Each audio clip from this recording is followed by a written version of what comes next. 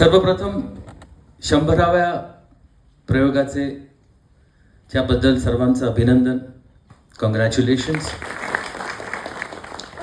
हे नाटक सादर होईपर्यंत तुमचं होतं, पण पहिल्या प्रयोगानंतर हे नाटक प्रेक्षकांचं झालं आणि त्याचमुळे याचे 100 प्रयोग झाले.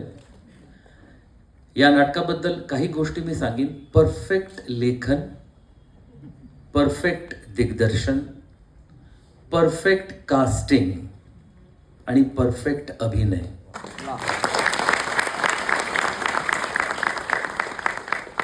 हा विनोद खरंच रत्न आहे आणि त्याच्या मागे त्याच्या आईचा आशीर्वाद आहे, कारण तो आईचं नाव लावतो विनोद रत्ना, आणि तो आशीर्वाद तुला खूप पुढे घेऊन जाईल विनोद. एवढं मात्र मी सांगू इच्छितो तुला. आणि जिगीषा अष्टविनायक असं प्रोडक्शन तुझ्या मागे तर आहेच, पण ज्या माणसाने तुला सादर केलंय तो माणूस माझ्या मते, त्याचं नाव चंद्रकांत कुलकर्णी आहे, तो माझ्या मते रंगभूमीचा अत्यंत उच्च दर्जाचा दिग्दर्शक आहे.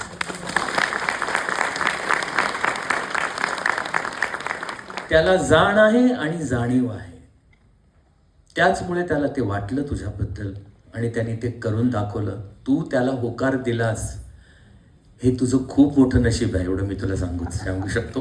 तुला खूप पुढे जायचं आहे, जाणार आहेस. तुझं लेखन खूप छान आहे, तुझी कल्पनाशक्ती खूप छान आहे. नाटक तू याहून चांगली पण करणार आहेस. पण माझी इच्छा आहे की तू माझ्याकरता एक चित्रपट सुद्धा लिहावास. याचं कारण फक्त तू चांगला लेखक आहेस एवढंच नाही, तर मला सुद्धा लहानांकडनं शिकायला खूप आवडतं. त्यामुळे माझी इच्छा आहे, आता तुझी आहे की नाही मला माहीत नाही, पण माझी आहे. खूप खूप शुभेच्छा आणि शुभ आशीर्वाद तुम्हा सर्वांना.